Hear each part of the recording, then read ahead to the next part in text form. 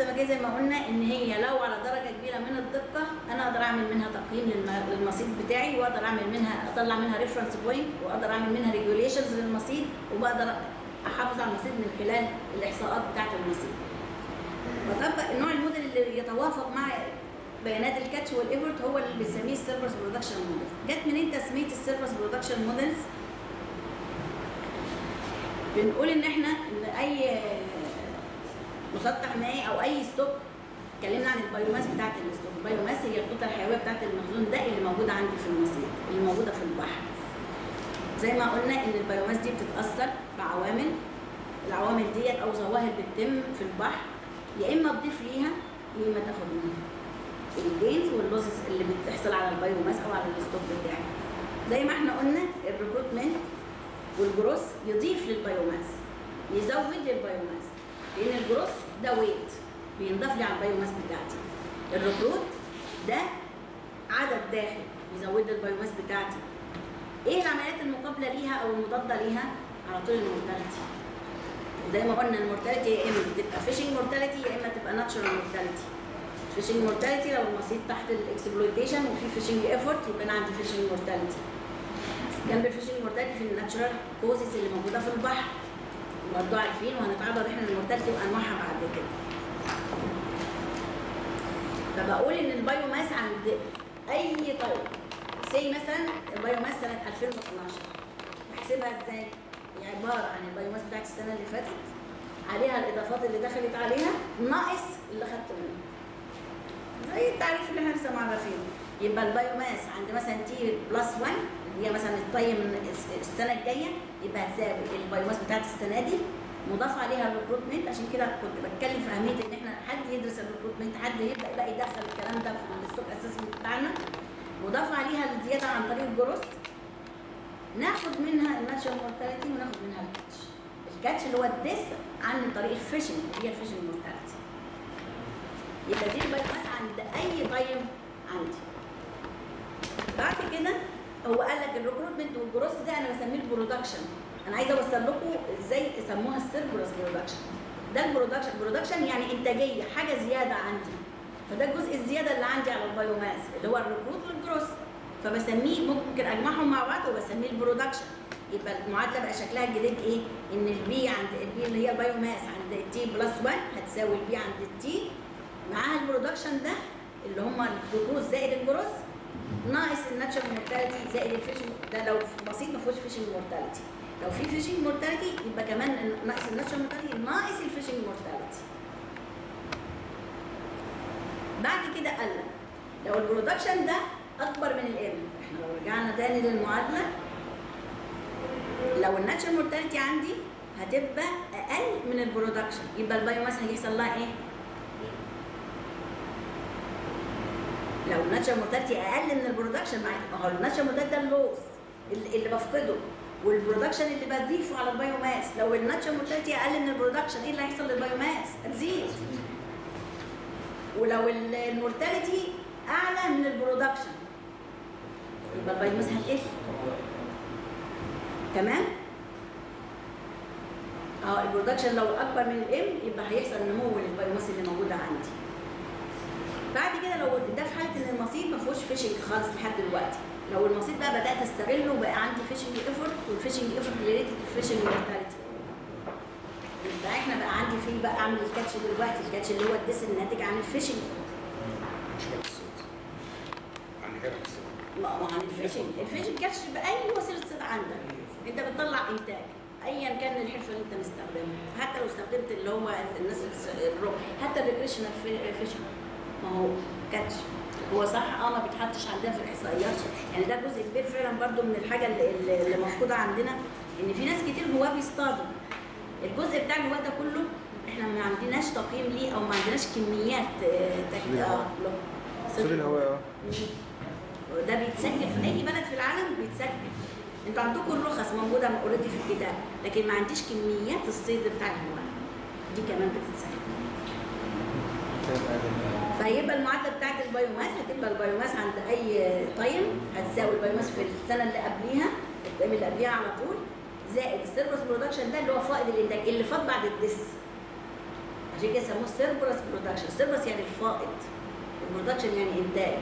انا دلوقتي انضاف حاجه على المصيد بس جزء منه مات، فبقى ده الفائض من الانتاج، عشان كده جت تسميه سيربرس برودكشن موديلز. نرجع تاني نقول لو الكاتش اعلى من السيرفس برودكشن يبقى مسافر. معنى ان الكاتش اعلى من الطاقه الانتاجيه بتاعت المصيد، معنى ان انا بعمل اوفر فيشنج هنا في الحاله دي، عندي الفيشنج مورتاليتي عاليه اعلى من المفروض، يبقى على طول البايوماس هتقل. محتاجه ايه عشان اطبق السيرفس برودكشن؟ زي ما قلنا بيانات بسيطه جدا، كاتش وافرت. هو انا ما بيبقاش عندي وسائل ان انا احدد البايوماس دايركتلي من المصيد، ما عنديش مركب، مش قادر اعمل سيرفي، فبستعيد عن البايوماس بايه؟ بالكاتش بير يونت افرت، اللي هي الوفره النسبيه للاسماك او للانواع اللي موجوده عندي في المصيد، لانه ده اللي بيعبر لي عن البايوماس، هو بمعنى اخر ان هي دي البايوماس. بياخدوا يعني الايتم دي يعني في محاذير على السيرفس برودكشن موديل، زي ما احنا قلنا ان السيرفس برودكشن موديل بيتعامل مع المخزون كانه حاله اتزان متوازن طول السنه، نفس معدل المورتاليتي، نفس معدل الجروس، نفس، لكن ده في الطبيعه ما بيحصلش. من شهر لشهر ومن حاله لحاله ومن نوع حرفه لنوع حرفه بيتغير عندي الجروس، بيتغير معدل الجروس، ومن شهر يعني نتيجه التغيرات في الويزر، في الكلايماتيك تشينج بتتغير طول السنه، والفيشنج اوفر بيتغير طول السنه، هو مش ثابت. فده حاجه بتؤخذ على السيرفرز برودكشن موديل، ان هي بتتعامل مع المصيد ان المؤثرات اللي عليه ثابته طول العام. ناس كتير جت حاولت يعني وصححت من الموديلز ديت وطلعت موديلز بتتعامل مع المتغيرات البيئيه وبتتعامل مع نوع الهابيتات اللي عايشه فيها السمكه، لكن لحد دلوقتي احنا ما حدش يمكن طبق الكلام ده، لان زي ما احنا قلنا ان انا اشتغل اروح اجمع العينه ويطلع معايا واحد بتاع بيئه، ويطلع معايا واحد بتاع تلوث، ويطلع معايا واحد بتاع هيدروبيولوجي، وواحد بتاع شباب، عشان كل الكلام ده اجمعه في نفس التوقيت صعب. فلازم كل البيانات دي تبقى متوفره عندي علشان ما يعني الغي الحته او الديس ادفانتج بتاع السيرفس برودكشن على انه بيتعامل مع المصيد على انه اكويليبريم ستيت، لان هو نون اكويليبريم. الفيشنج مورتاليتي متغيره طول السنه، الناتشرال مورتاليتي متغيره طول السنه، الطبيعي درجات الحراره متغيره طول السنه، ما هيش ثابته طول السنه، درجات النمو طول السنه مش ثابته، التغذيه مش ثابته، ده كائن حي يعني متغير. برضه بيؤخذ على السيرفرز برودكشن موديلز ان هي بتتعامل مع المصيد كانه وان سبيشيز. طب لو المصيد بتاعي مالتي سبيشيز، ودي اغلبيه المصايد لها الطبيعه دي ان هي مالتي سبيشيز، مفيش حرفه بتجيب لي نوع، الحرفه على الاقل بال 20 نوع و30 نوع طلع مع الحرفه. طب انا لما هتعامل مع اي ستوك من دول، يا اما اتعامل مع الحرفه. طب لو اتعاملت مع الحرفه، ما الحرفه اصلا هي مختلفه داخلها، يعني زي مثلا 79 مركب جر اللي في الخليج، هل كلهم بنفس الطاقه؟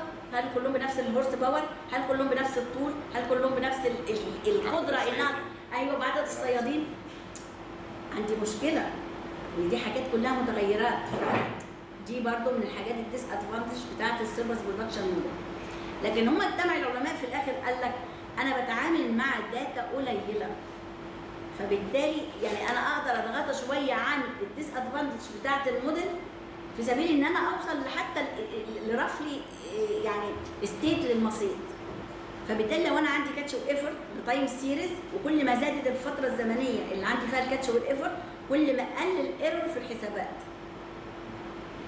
اقدر اعمل سيرفس برودكشن واقدر اقول المصيد ده نوعا ما بيندرج تحت اي نوع من انواع المصايد اللي احنا قلناها قبل كده، اذا كان اندر اكسبلويتد ولا في الفول اكسبلويتد ولا اوفر اكسبلويتد ولا كلها بست ستوب.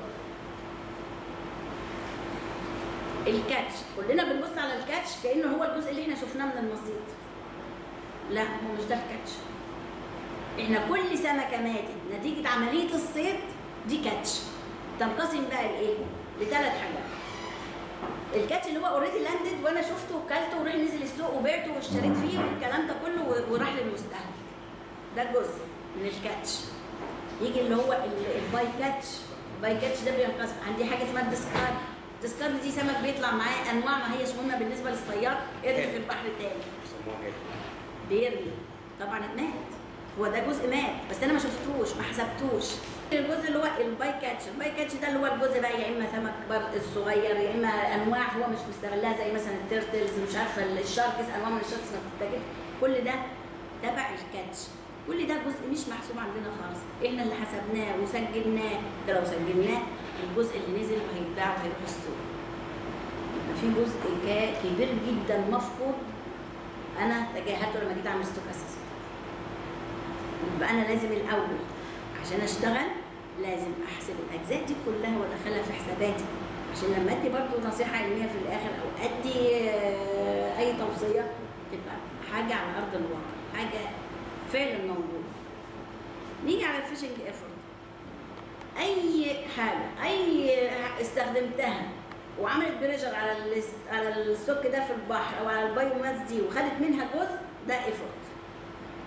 مراكب صيد، صيادين، عدد ساعات صيد، طول الشبكه، قوه الحصان بتاعت المركب، كل دي معايير ايفورت او يونت للايفورت. بعد كده بشوف طبعا في اختيار الداتا. انا يعني في الاخر عايزه اقول لكم ان احنا لما بتيجي تختار هتعمل سيرفرز برودكشن مش اي يونت هتختارها، انت برضه بتختار اليونت ادق يونت انت حاسس انها دقيقه او اللي هي قريبه للواقع. زي مثلا الناس بتاخد ايه؟ عدد المراكب. هل عدد المراكب بيطلع هو كامل كل شهر مثلا؟ لا. ادق منه ايه؟ عدد الرحلات. امسك الرحلات. طب الرحلات هو لما بيطلع هل كل الايام اللي قضاها في الرحله اصطاد فيها؟ على الاقل خد يوم رايح ويوم جاي وبيصطاد، يبقى عدد ساعات الصيد ادق. هناخد عدد ساعات الصيد، هل كل الساعات هو رمى فيها وجر فيها لو مثلا جر او شنشله فرد الشبكه؟ لا، ده في جزء منه. يبقى عدد الرميات، عدد الطرحات. فكل ما توفرت عندك اكتر من يونت للايفورت كل ما كانت عندك الافيلابيلتي انك تختار الادق او الاصلح او اللي هي الايفورت الفعلي اللي حصل في المساحه اللي عندك. لكن انا برضو اوريدي انا مش مسجل عندي كل الكلام ده. هو لو عنده لوك بوك بيقول انا رميت الشبكه الساعه الفلانيه، سحبت الشبكه الساعه الفلانيه، طلعت الكميه الفلانيه، هي دي. انا ما عنديش دي. فيا اما بقى بلجا لعدد مراكب لو هو المتاح، يا اما بلجا لعدد تريبس الرحلات، يا اما بلجا مثلا بقيم ساعات الصيد. هو لما بيطلع الرحله بيصطاد كام ساعه في اليوم وبضرب في ايام الرحله، فبحاول اتغلب على نقص البيانات. لكن انا بقول طالما احنا عندنا امكانيه ان انا اسجل البيانات دي ما اسجلهاش ليه؟ ليه ما الزمش صاحب المركب فعلا يبقى عنده لوك بوك على المركب؟ عشان كده لو اتعملت VMS هو غصب عن حبه عينه هيعمل اللوك بوك وهيسجل، لان هو VMS اصلا مراقبه هو في البحر. انا مش محتاجه، لو عندي كاميرات عندي شاشات على البر انا قاعده اشوف هو بيعمل ايه جوه البحر. اي مخالفه يعملها جوه البحر وعارف انه هيتمسك وهيتعاقب. موضوع المعايره، لو انت عندك ستوك هتعمل له سيرفيس برودكشن موديل وبيتجاب باكتر من حرفه. وفي حاجات زي الباب عندنا الهورس ماكريل بتعمل ديورنال مايجريشن ما بين السيرفيس وبين البوتوم عشان التغذيه. فبتيجي بالطرول وبتيجي بالشنشول. هي اساسا بالشنشول لكن نسبه عاليه جدا بتيجي بالطرول. ما اقدرش لما اجي اشتغل بقى تقييم بسيط للهورس ماكريل ان انا اشتغلها الشنشول بس. هنا جزء من الستوك جاي لي بالطرول، يبقى لازم اشتغل على الطرول والشنشول. عشان اعمل سيرفيس برودكشن انا بستخدم جهد صيد. طب هشتغل على الشنشول ولا الطرول؟ اعمل بقى الستاندردايزيشن، اشوف وحده الطرول او مركب الطرول بتجيب قد ايه بالنسبه للشنشول واعتبرها وحده شنشول واضيفها على الشنشول، او العكس اشوف الشنشوله بتجيب قد ايه من الطرول واعاير واعتبرها وحده الطرول واضيفها على مجهود الصيد بتاع الطرول، وبعد كده اطبق السيرفيس برودكشن موديل. شكل السيرفيس برودكشن موديل بيطلع لي كده بالظبط. بنقول عند اي مصيد ما فيش سبلوتيشن فانت عندك البرودكشن الزياده زيرو، والبايوماس عندك لو بادئين بزيرو يبقى ما فيش اي زياده على البايوماس. كل ما البايوماس بتزيد كل ما الجين عليها بيزيد لحد نقطه معينه الموضوع الكيرف بيتقلب وتبدا الموضوع يقل معايا. زي ما قلنا احنا اي حساب للبايوماس عايز تحسب البايوماس حقيقي يبقى لازم تعمل سيلفر، تعمل سويبت اريا، حاجه اسمها سويبت اريا المساحه الممسوحه. وتمسح وبتشوف الكميات قد ايه وتنسب الكميه للمساحه، دي البايوماس. لو انا ما عنديش البايوماس وما عنديش السيرفي وما عنديش مركب، بتغلب على النقطه دي، بعمل ايه؟ بجيب الاباندنس اندكس اللي هو الكاتش بير يونت ايفورت. اوريدي انا عندي كاتش وايفورت، بقسم الكاتش على الايفورت يطلع لي الكاتش بير يونت ايفورت للسنين اللي انا مجمعاها.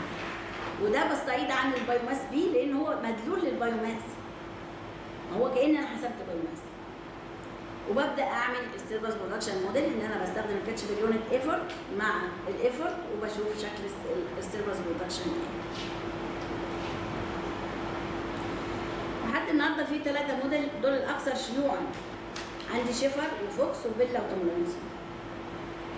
دول شكل ال3 لما بترسم الايفورت مع اليلد بيبقوا دول شكل ال3 كيرف بتاعهم. الفوكس الوحيد اللي مختلف شويه لان الفوكس بياخد لن الكاتش بير يونت ايفورت بدل ما بياخده كقيمه كده بياخد اللن بتاعها، فبيطلع يعني ما بينزلش للزيرو. لان طبعا لما بتاخد انت الناتشرال لوجاريثم ما بيدكش عمره ما بيوصل للزيرو يعني، فعشان كده بيديك الكيرف بيقل بس. لكن مع شيفر وفوكس مع شيفر وبيلا بينزل للزيرو. هو مفيش اي مواسير عامه بيوصل للزيرو، مفيش اي كائن حي بينتهي لدرجه ان انا اقول انه ما عادش منه زيرو في الميه. يعني ما بيتدثرش يعني. زي ما قلنا امبارح المودلز دي بتديني ايه؟ بتديني الام اس واي اللي هو الماكسيمم سستينابل ييلد اللي هو اقصى انتاج مستدام من المصير، وبيديني الفيشنج ايفورت اللي هو بيديني هذا الانتاج او بيحقق لي هذا الانتاج. ايا كانت وحده جهد الصيد اللي انا مستخدماها، نمبر اوف فيش فيزل، نمبر اوف فيشنج داي، نمبر النت لينس، نمبر اوف ترولينج اورز، ايا كان بتبقى ممثله على الاكس ومعاها اليلد قصادها، وده الكيرف اللي بيطلع لي من السيرفس برودكشن. طبعا زي ما قلنا برضو ان انا عشان اخد الاف ام اس واي انا عندي مخاطره كبيره، انا بخاطر بالستوك اللي عندي لما باخد الام اس واي. ليه هو عامل ال3 بندات الخضر دول؟ الاخضر انا في السيف سايد، الاحمر ان انا السوق عندي بيتدمر. انتوا لو لاحظتوا حتى النقطتين دول هنا نفس الانتاج، انا معايا هنا نفس الانتاج بايه؟ ب 400 وحده جهد صيد. نفس الكميه حققتها هنا بايه؟ ب 4000 وحده جهد صيد. انتوا متخيلين حجم التكلفه اللي حصلت عشان اجيب نفس الكميه وفي نفس الوقت بدمر عندي المخزون؟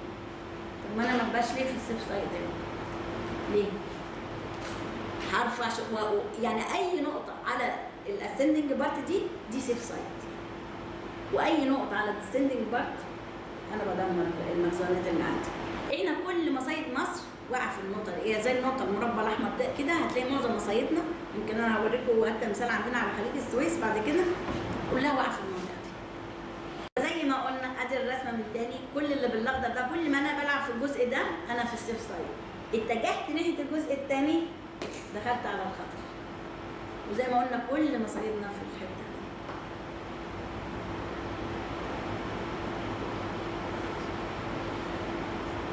نرجع نقول برضو على حاجات السيرفس برودكشن. زي ما قلنا احنا بنتعامل مع المصيد على انه في حاله اكويليبريم طول السنه، ان المصيد ثابت حاجته ومعاملاته كلها ثابته، لكن ده طبعا مش مظبوط لان كل حاجه تخص الكائن الحي متغيره بتغير البيئه والمناخ وتوافر الغذاء، عوامل كتيره جدا في حياته بتاثر عليه طول السنه، وطول السنه ما هيش ثابته الا المعاملات اللي عليه. حتى جهد الصيد ما هوش ثابت طول السنه. في بدايه الموسم بتبقى جهد الصيد عالي جدا، بيخف شويه مع بعد 3-4 شهور لان طبعا الانتاج بيقل فبتبدا الرحلات تقل والكلام ده يقل. حتى جهد الصيد بيجي مع نهايه الموسم يزيد شويه لان بتبقى عنده جهود جديد داخل المصيد فبيبدا يركز شويه يصطاد قبل الوقف.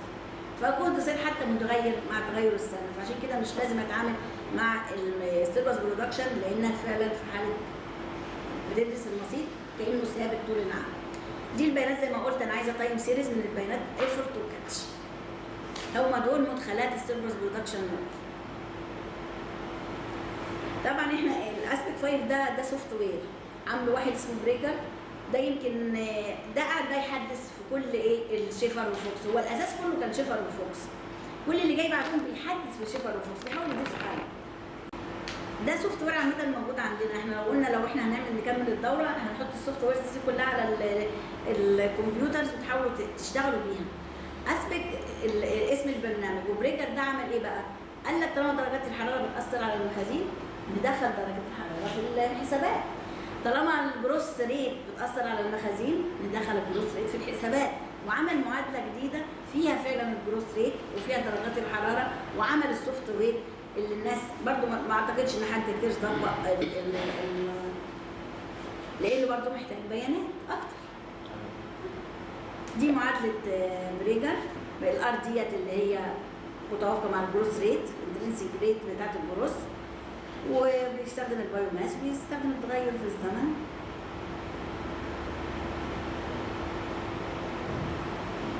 ودي نتائج البرنامج، بيديك طبعا الام اس واي، وبيديك البريدكشن اليلد زي ما انت عايز، حط كذا سيناريو وشوف البريدكشن، شوف شكل اليلد بتاعك شكله ايه، بيديك البايوماس عند الام اس واي.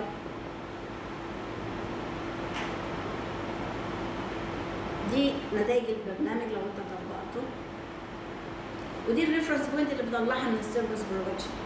عندي الاف ام ماكسيمم، وعندي اليلد ماكسيمم، وعندي الافريتنج. وزي برضه ما اتكلمنا، دي ريفرنس بوينت هسميها برضه مش هي التارجت بتاعتي، دي ثريشولد او ليميتد ريفرنس بوينت. الام اس واي او اليلد ام اس واي ده ليميتد ريفرنس بوينت، لان هنا لا يعني ما فيهاش يعني معيار تحذيري، احنا بنقول البريكوشنري ريفرنس بوينت، لان هنا في نسبة ريسك على المخزون لو انا خدت عند القيمة الحدية دي او عند الماكسيمم سستينابل يلد، لان احتمال كبير انا عندي ايرور شخصي، عندي ايرور في الداتا نفسها، في الداتا او في الحساب، ففي مخاطرة كبيرة ان انا اخد القيمة الحدية دي، فلازم اخد في الاسندنج بارت بتاع الكيرف عشان ابقى دايما في السيف سايد بتاعي.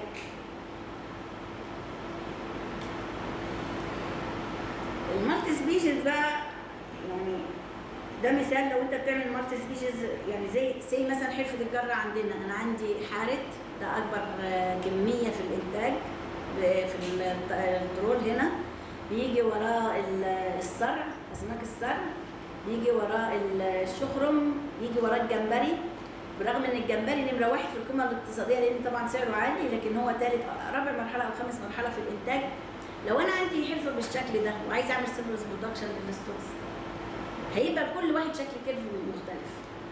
ولو حاولت مثلا على اول سبيشيز او السبيشيز اللي فوق ده، هلاقي ان الماكسيمم بتاع السبيشيز الثانيه حايد عنه، يا اما في قبله يا اما بعده. دي برضو من القصور في السيرفيس برودكشن موديل، يا اما اخد بقى التوتال كاتش، يا اما لو هاجي انظم على ده هنظم على اي نظام، يا اما ادور على اولوياتي، يا اما بقى استخدم بعد كده اطبق الاناليتيكال موديل واشوف الدنيا ماشيه ازاي معايا مع الستوكس ديت، وبعدين اشوف نصيحه بقى او توصيه تضم الاثنين. لكن هو عامه السيرفيس برودكشن مش فعال قوي مع المالتي سبيشيز او المالتي بير فيشرز، ويشتغل مع الوان سبيشيز فيشر. انا عايزه بس لا انا هوريهم شغل السيرفيس برودكشن ادانا ايه على نصيب حقيقي عندنا. كان هو كان بحث قديم شويه، كان واقف لحد 2004 الاحصائيات ساعتها. كان ده الانتاج بتاع حرفه الترول، وده الفيشنج ايفورت. طبعا الانتاج بيقل والفيشنج ايفورت عمال بيزيد معانا. كان النمبر اوف اورز ترولينج تقريبا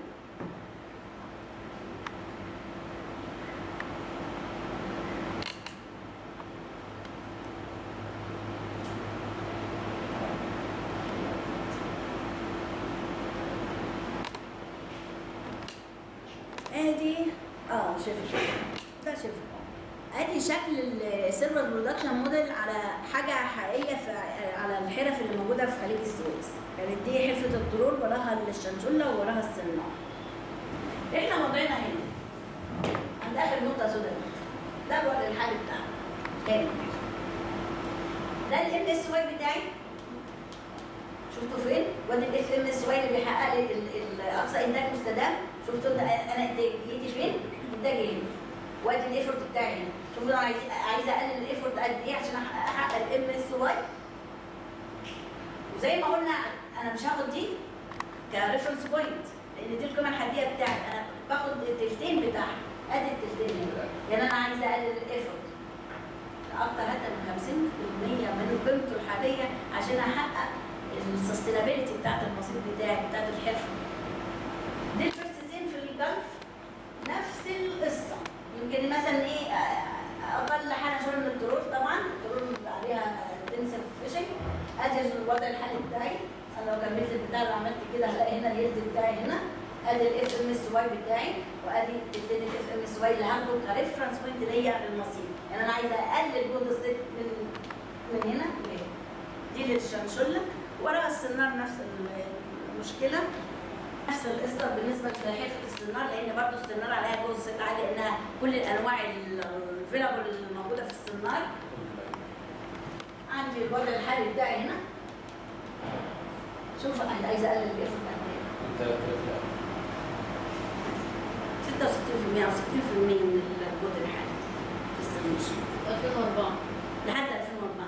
انا واثقه ان احنا لو كملنا الاحصائيات تقدر نحدد، ودي بقى بيانات حقيقيه، دي بيانات صحيحه لانها من المكتب هنا. لحد 2004 كان بيجي لنا الورق مكتوب من مكتب الثروه السمكيه بتاع الخليج، وانا واثقه ان البيانات ديت فعلا دقيقه. عشان كده انا واثقه في النتائج دي. ده وضع حقيقي لمصايدنا سنه 2004 في الخليج هنا. نفس الشغل اللي عاملاه اللي على البحيرات الشماليه وتتعرض في المانيا، الناس يعني وتعرض في هولندا. اسوأ وأدل البحيرات الاربعه الشماليين. مشكله.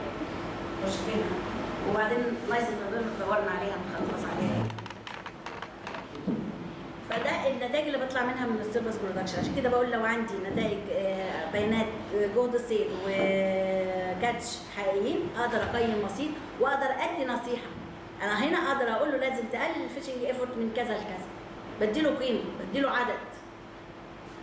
مش مجرد ان انا لا قلل لي جهد الصيد، هيقول لي هقلله لك بقد ايه. انا هنا اقدر اقول له قلله لي بنسبه كذا، ولو العدد عندك كذا انا عايزاه يبقى كذا. فده السيرفس برودكشن موديل والنتائج اللي ممكن نحصل عليها من السيرفس برودكشن.